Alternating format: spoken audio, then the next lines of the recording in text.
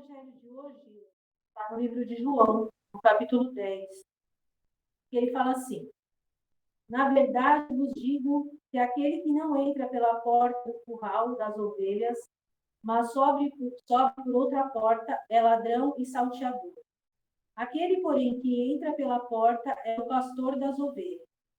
A este o porteiro abre, e as ovelhas ouvem a sua voz, e chama pelo nome as suas ovelhas, e as traz para fora. E quando tira para fora suas ovelhas, vai adiante delas, e as ovelhas o seguem, porque conhecem a sua voz. Mas de modo nenhum seguirão o estranho. Antes fugirão dele, porque não conhecem a voz dos estranhos. Jesus disse-lhes esta parábola, mas eles não entenderam o que ele dizia. Tornou, pois, Jesus a dizer: em verdade vos digo, que eu sou a porta das ovelhas. Todos quantos vieram antes de mim são ladrões e salteadores, mas as ovelhas não os ouviram. Eu sou a porta. Se alguém entrar por mim, salvar-se-á, e entrará e sairá e achará pastagem. O ladrão não vem senão a roubar e a matar, e destruir. Eu vim para que tenham vida, e a tenham em abundância. Eu sou o bom pastor. O bom pastor dá a sua vida pelas ovelhas.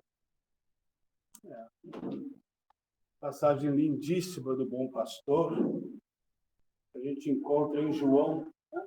Eu acho que só em João, ela é dita assim de uma forma tão bonita.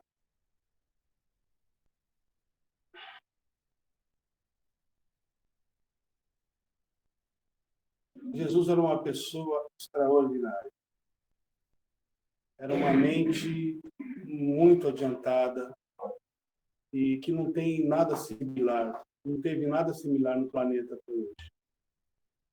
Porque ele conseguia dizer de uma forma simples, usando os elementos do dia a dia, da vida daquelas pessoas, que eram pessoas humildes, lavradores, pessoas sem muita cultura, pessoas... Então, ele usava exemplos simples para chegar no coração das pessoas. Usava esses exemplos para dizer as verdades mais profundas, porque ele tinha um poder de síntese que só os sábios têm. O sábio, com poucas palavras, ele diz uma enormidade de coisas. Diferente de um intelectual que precisa usar muitas palavras para dizer quase nada. Então, Jesus ele tinha esse poder de conseguir sintetizar verdades universais. Verdades que são comprovadas até pela ciência, pelas filosofias mais avançadas. Verdades que a gente percebe, a gente não precisa acreditar. À medida que a nossa mente vai se expandindo, a gente vai aumentando o nosso amor por Jesus, a nossa adoração por Ele, porque a gente percebe que, olha, isso Jesus já havia dito. E é realmente isso. As pessoas ainda não compreendem Jesus. Elas compreendem de uma forma distante. A compreensão que elas têm desses ensinamentos ainda está muito na superfície, não alcançou a profundidade que deveria para causar um efeito transformador nas pessoas. Porque as pessoas não abrem mão ainda das suas inclinações beligerantes, violentas, agressivas, de tentar resolver as coisas de uma forma diametralmente oposta àquelas propostas por Jesus. As pessoas aprenderam a conviver no mundo através da luta, do enfrentamento, da violência, da imposição. E Jesus trouxe uma filosofia absolutamente contrária a isso. Uma filosofia de amor, de compreensão, de não julgamento, de aceitação. Uma filosofia que integra o ser, porque Jesus é a própria lei do amor, a lei universal do amor. E na lei do amor não existe certo e errado, não existe bom e mal, porque o amor está acima dessas dicotomias. O amor ele está numa outra instância. Ele já superou tudo isso. As pessoas que realmente estão imbuídas de amor, elas não entram em conflitos, em contendas inúteis, não ficam atrás de trincheiras, apontando o dedo, julgando o outro, dizendo quem está certo, quem está errado, como é que tem que ser, o padrão é esse, o jeito certo é esse.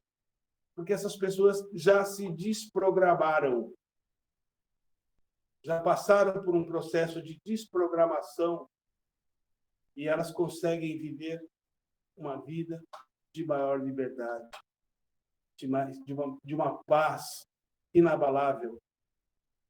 Só que pessoas assim são poucas no planeta, porque a grande maioria ainda não conseguiu subir esse degrau. As pessoas ainda estão vivendo uma vida orientadas por esse modelo violento, agressivo.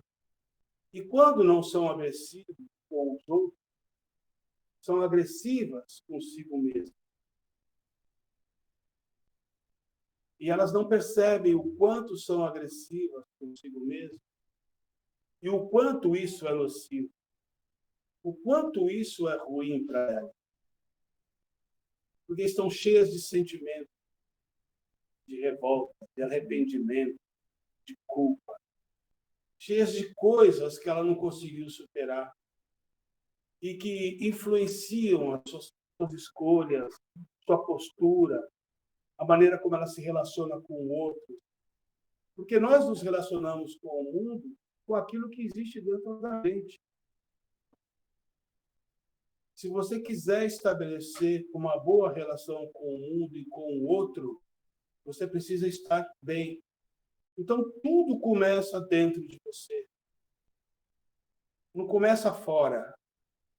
Quando você parte do princípio que começa fora, você vai estar adotando a atitude insana de querer corrigir os outros, querer corrigir o mundo, querer corrigir tudo. Se transformar naquele reformador do mundo, igual o conto do Stanislau Ponte Preta, né? O sujeito que queria ser melhor do que Deus, que encontrou um monte de defeito da natureza. Aí, de repente, ele falou, para que uma jabuticaba, um negocinho desse tamanho, está numa árvore tão alta, e uma melancia, um negócio tão grande, está no chão? Podia ser o oposto, ia combinar mais.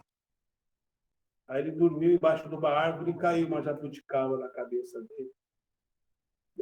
Ele falou, se fosse uma melancia, Deus está certo. Então, aqui a gente não enxerga, a nossa visão estreita, é curta, é cartesiana, é de A para B, de sujeito para objeto. A gente não enxerga de forma sistêmica a lógica das coisas, porque a gente está ainda no mundo do racional. E a gente tem que transcender isso. A gente tem que ir para um outro universo. Quando Jesus fala, eu vim para que todos tenham vida e tenham vida em abundância. Vamos refletir sobre isso?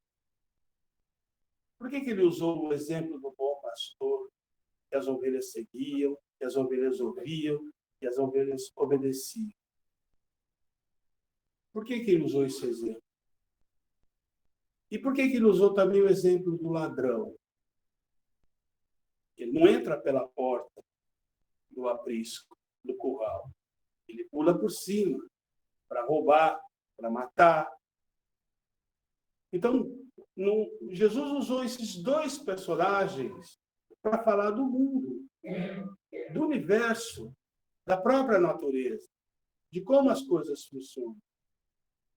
Porque existem aqueles que seguem esses ensinamentos elevadíssimos de Jesus, aqueles que se rendem a isso, são aqueles que vão ter paz, vão ter a proteção, vão ter o conforto, vão ter a abundância, vão ter saúde, vão ter equilíbrio, vão viver em harmonia com Deus, com a natureza, com o mundo.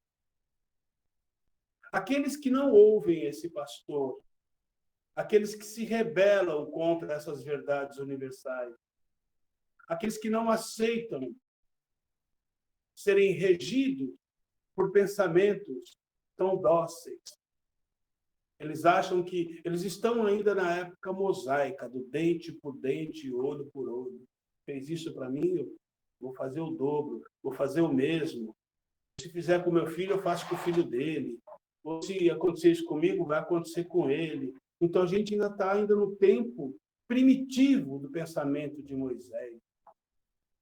Moisés era um legislador. Foi necessário que ele viesse. Porque o povo era um povo muito atrasado e muito primitivo e precisava de leis duras. Precisava temer a Deus antes de aprender a amar a Deus. Jesus trouxe o amor a Deus. Moisés trouxe o temor. As pessoas tinham que ter medo. Então era o dente por dente, olho por olho. Se roubar um burro meu, você vai lá e rouba o dele. Se bater no meu filho, você vai lá e bate no dele. Se matar um membro da minha família, você vai lá e mata um membro da família dele. Está tudo certo, essa é a lei. Se a mulher for pega em adultério, tem que apedrejar. Então não tinha. Por que isso? Para trazer um nível de disciplina para aquele povo primitivo que eles desconheciam. A mesma coisa aconteceu com Maomé, Mohammed. Maomé também não trouxe uma mensagem elevada como a mensagem de Jesus. Ele trouxe uma mensagem de disciplina para um povo atrasado e primitivo. Se nós analisarmos o que está no Corão, são coisas assim, um conjunto de leis que são impostas às pessoas para que elas tenham medo.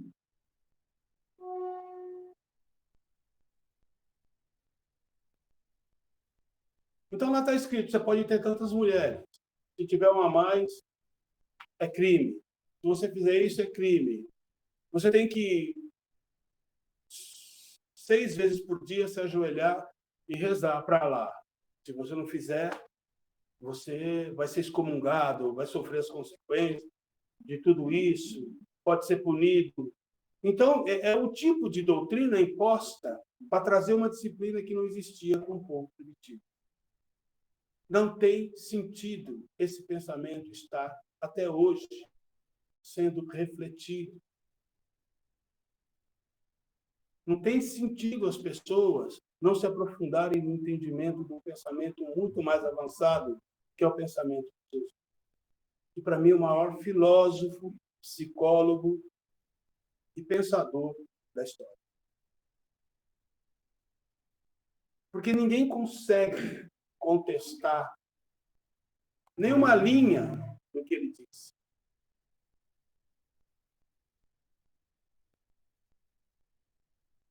Tem um filósofo alemão chamado Hegel. Ele desenvolveu um pensamento chamado de dialética. Uma tese,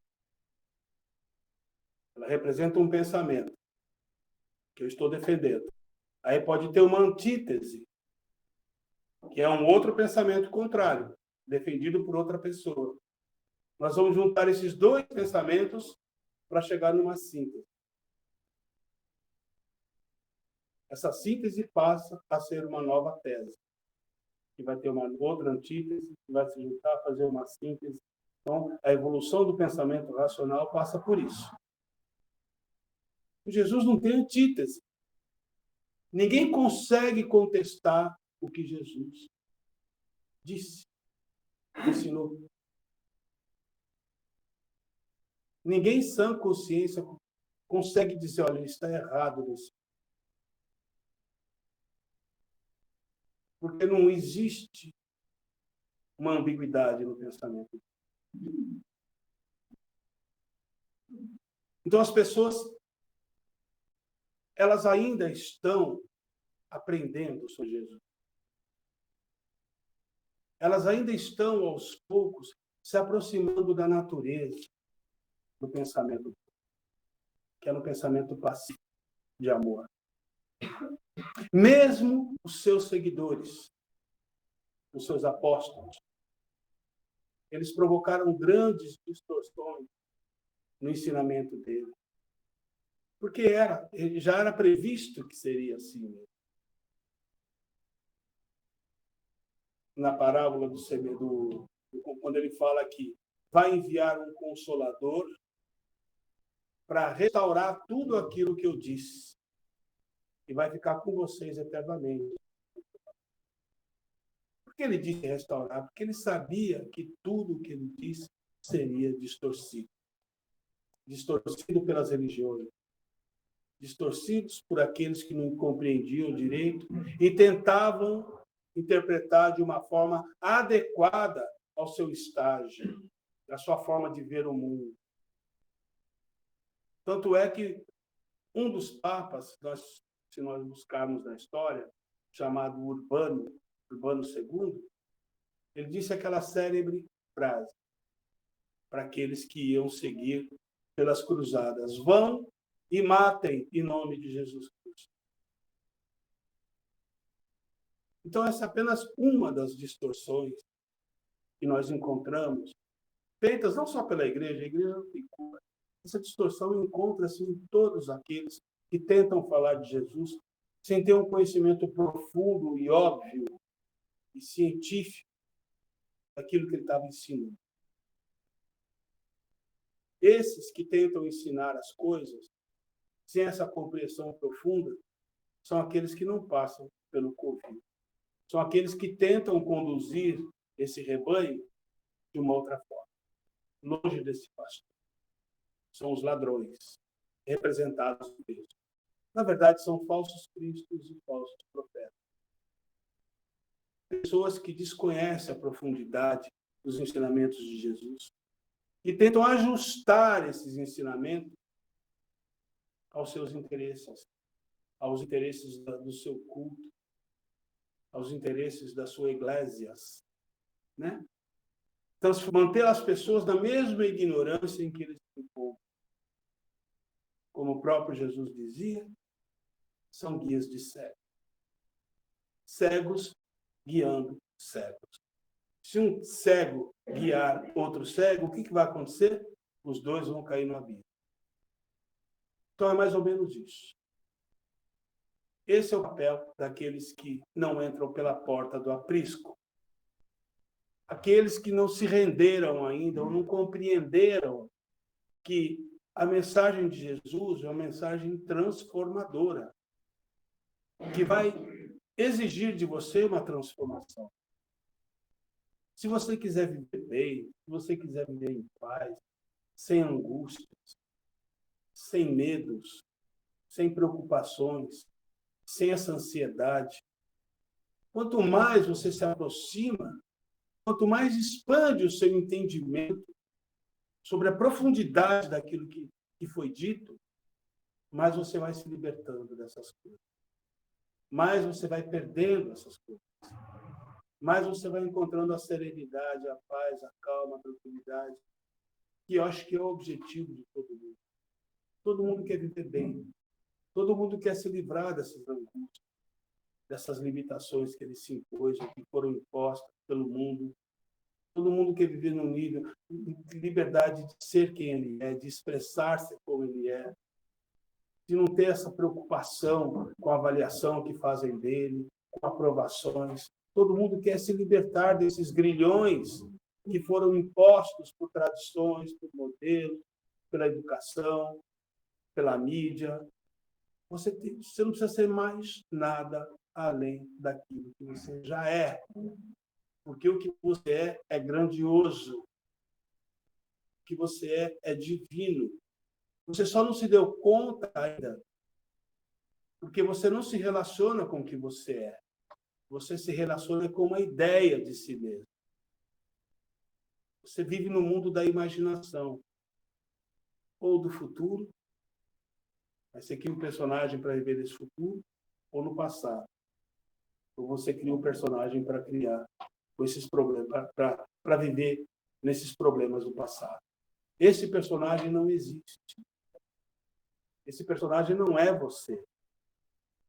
Isso a psicologia chama de ego.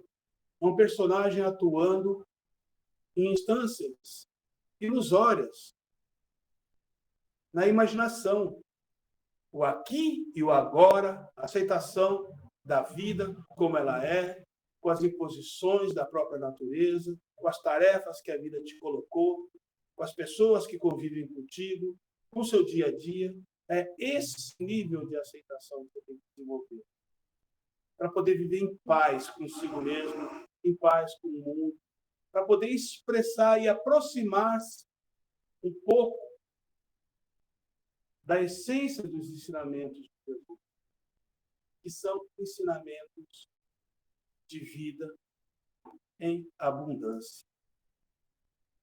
Aí você vai saber o que é ter saúde, o que é ter paz, o que é ter prosperidade, o que é ter equilíbrio.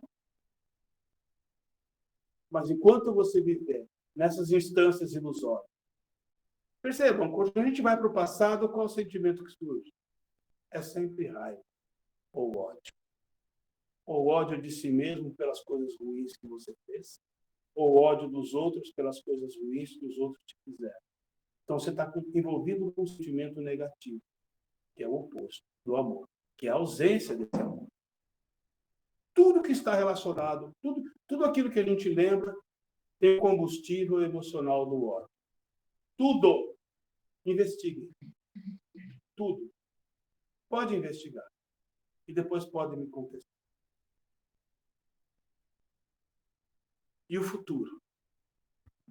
O futuro você está se relacionando com o imponderável, com aquilo que não existe, aquilo que você cria na tua imaginação. No futuro, o sentimento não é de ódio, é de medo, que é outro sentimento negativo. Porque é do futuro que você extrai a preocupação, é do futuro que te deixa ansioso, é o futuro que te deixa apreensivo, é o futuro que te traz o medo. E no presente? Não tem nada disso. O presente é tão maravilhoso que tem esse nome, presente. É um presente de Deus. Viveu aqui e agora. Um mais profundo nível de aceitação. É isso que nós temos que fazer para podermos fazer parte desse rebanho.